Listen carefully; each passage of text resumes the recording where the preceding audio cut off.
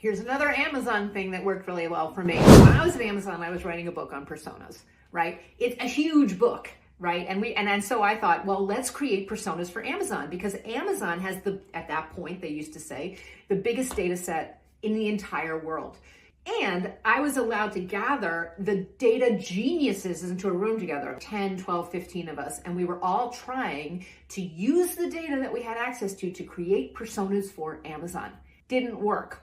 Why? Because we ended up with, I just think this is hilarious. We ended up with generic personas that were a white guy wearing Dockers and glasses, which shockingly. Anyway, I don't even want to get into that. I knew personas could be helpful. So what I ended up doing instead of trying to create Amazon-wide personas is that with each individual team I worked with, and by the way, I was on a UX sort of centralized team at the time. That was like an internal agency consulting out to different teams. And at one point I was working with the teams that were working on selling loose diamonds, and a different team working on creating a selling experience or shopping experience for auto parts. Because of course, when you think auto parts or diamonds, the first thing you think of is Amazon. And this was like in 2004 or 2005.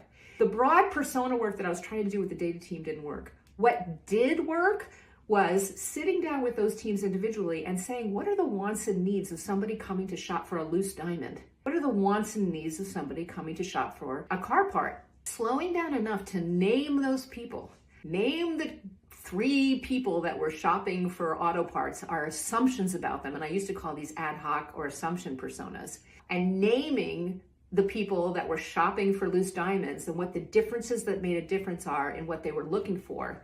Maybe there was somebody who was an expert who was comparison shopping for exactly the same clarity carat at a different price. They were looking for a decent price and they know the technology of a diamond. Or maybe there was somebody who had been sent there by someone who is intending to become their fiance, or maybe there's a woman shopping for herself. We named those people. We didn't go back to the data team. We just said, this is what makes sense to us in terms of what people want and need when they're shopping for this versus that. When we did that, we were able to get, because we slowed down, so much more clarity in how we were going to satisfy those people. Different people doing different things on the same big Amazon website, that when we launched each of those individual little store experiences, they sucked a lot less than anybody expected them to, which, by the way, is high praise at Amazon at that time. And I would go around saying, well, that would have sucked more. That was the big compliment I could give myself. Anyway, they performed better than anybody expected. Not because we had integrated a ton of data, but because we had stopped and talked about what are the basic things we can assume about the way people have differences in shopping for these 2 kinds of things.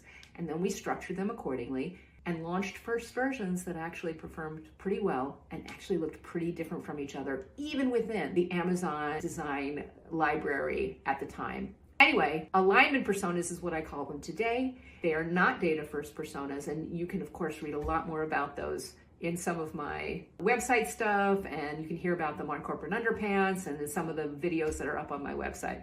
And I'd love to tell you more about them.